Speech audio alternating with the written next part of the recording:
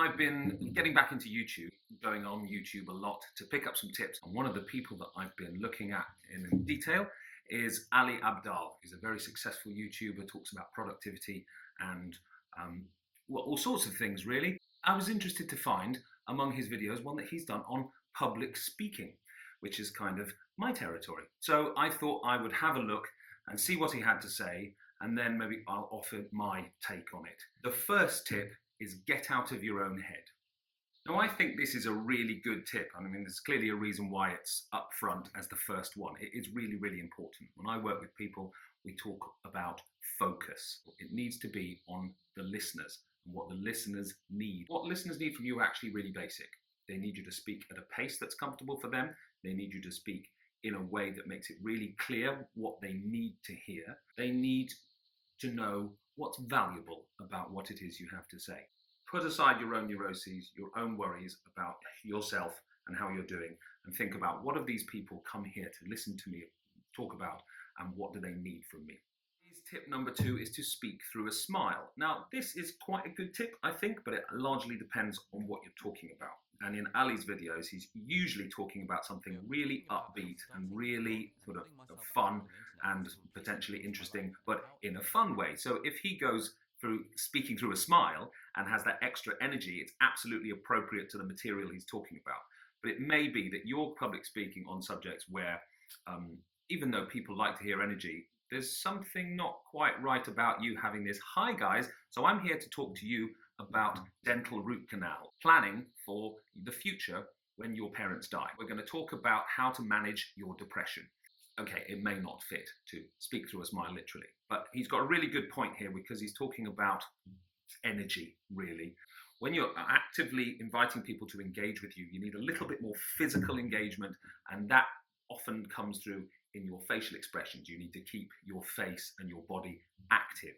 So tip number 3 from Ali is avoid the British Airways tone. I know exactly what he's talking about, and you will too, and he does do a demonstration of it in the video. If you're looking for a great way to experience audiobooks this summer, then head over to audible.com/Ali Abdaal. Ali puts as an alternative, or offers as an alternative, what he does, where he starts on a high note and then he does a gradual slow glide down to a low note. Here are some productivity books that I found really interesting, and I think you'll find them really interesting because they've really changed my life, and I really recommend that you read them.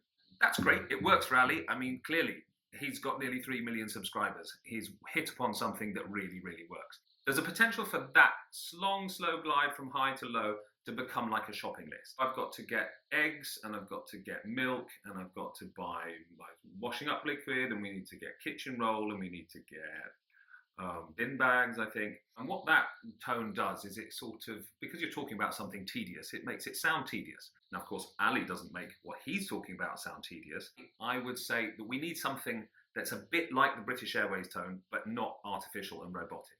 We do need to vary our tone. It needs to be connected to meaning. Each time you introduce a new thought or a new idea, we need to find a different tone for it. We all do this naturally, to a greater or lesser extent, but we need to do it consciously and deliberately in order to support meaning and make what we're saying sound valuable, sound interesting. Now, the next tip is let your personality shine through.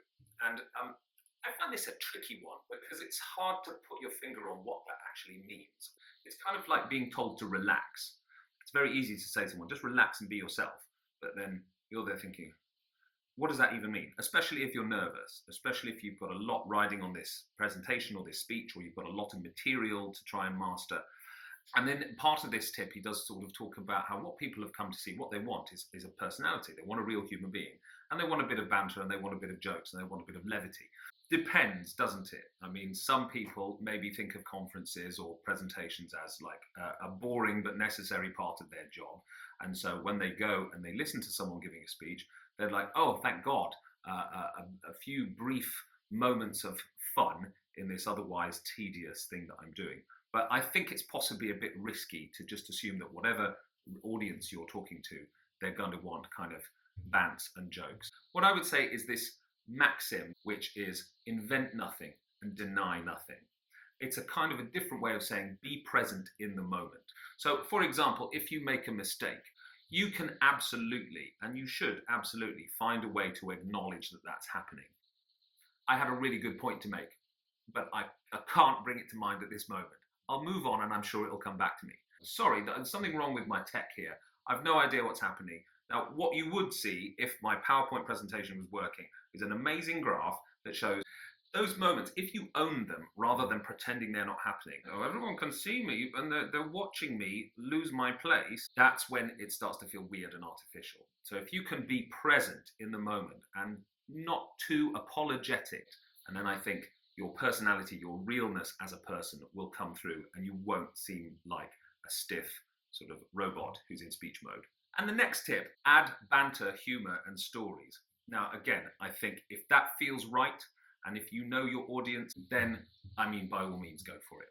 But on the other hand, there are going to be some speaking situations where it's going to feel maybe that you're not striking the right note to do that. The other thing that Ali says is because essentially people just want fun, which, again, is a little bit of a leap. Ali's videos are fun, and there are loads of videos and presentations which can potentially be their fun. Let's just give people the benefit of the doubt that maybe they're there to listen to what you actually have to say. I think it's much more useful to think about making what you have to say sound as important as it is. And that will certainly help the audience to engage with it, but it'll also help you to get over that little niggle or that little worry that people are going to be bored. People are going to switch off unless I add loads of humour. Believe in what you have to say and find a way to make it sound as interesting as it is.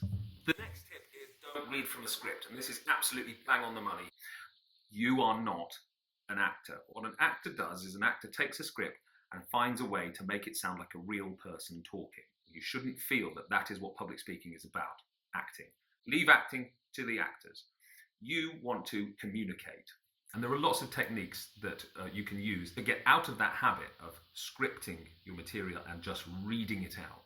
The next tip, speak louder. Now this sounds like a really easy, achievable thing to do, right? Speak louder. So we're just going to add some more volume. But when I work with people generally, when they think to themselves, speak louder, what happens is that they just then sort of find a slightly artificial way of speaking. Is this sort of, it doesn't feel relaxed because I'm just talking, but I'm pushing a bit and I'm getting tense and my throat's getting a bit worn out and this feels weird. A much better way of thinking about it than speak louder is to think speak with more energy. If I think energy and emphasis rather than volume, then I'm going to get that extra volume. It's going to come as a sort of byproduct of thinking more energy, not speak louder. Next tip, speak slower and pause more. I don't think I've ever done a course with anyone where we haven't worked on pace and pausing.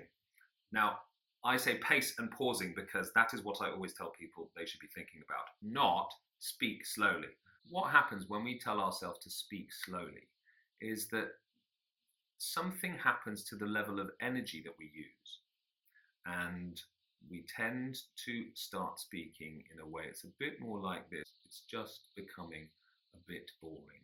We want to keep the energy. Energy's interesting. Energy's fun to listen to, or energy keeps you engaged. And maybe because I've been watching a lot of Ali Abdaal videos, I'm picking up Ali's speech rhythms. But Ali, in his videos, tends to speak at absolute breakneck pace and just rattles through things.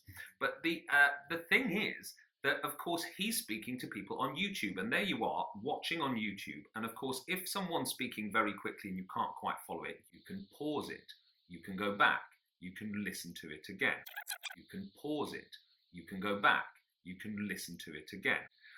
In real life, in the flesh, public speaking situations, the audience don't have that luxury. So you need to find a pace that's comfortable for your listeners. And that means speaking at the pace at which they think. And the way to do that is not to just generally think slower and slow everything down. It's to use more pauses. And then Ali's final tip is to play public speaking games. And games can be great. You know, as an actor in rehearsal, we play games all the time. Most of the theatre companies I've worked with, there's been some form of rehearsal game just to loosen everybody up and get them relaxed. And if public speaking games do that for you, fantastic. I mean, in a similar way that I talk about this, I use this analogy a lot when I'm talking with people about the ways to practice your speaking skills. You can keep fit by doing reps in the gym or just running or just doing some kind of repetitive activity, and that tones your muscles, doesn't it? But you can also get fit by playing. You can have a game of tennis, you can have a game of basketball, you can play football with your friends, and you're still using your muscles, you're still exercising, but you're doing it in a fun, free, creative way. Speak about things that don't really matter very much. Giving a 5-minute sales pitch about that lamp over there. Maybe I should incorporate that kind of thing into what I do. I don't know, I'd have to give that some thought. This is one of the reasons why I'm thinking I'm going to spend a bit more time on YouTube and just looking at what kind of public speaking help is available on YouTube, and see what I can bring to the table, because this is an approach that I tend to use, and I'd really like to see if there's more that I could do to incorporate that into what I do. So thanks very much for watching. Ali Abdaal, if you're watching, which I very much doubt you are because I'm a tiny little YouTube minnow and you are a god, then I hope you'll take it all as constructive criticism. A lot of the things that I've talked about in this video and that Ali talks about in his video, I'm going to be exploring in a bit more depth in some of my videos and showing you the way I approach this sort of work and these sorts of public speaking issues. So do click subscribe, and there'll be more videos to come where I explore a lot of this stuff in a lot more depth.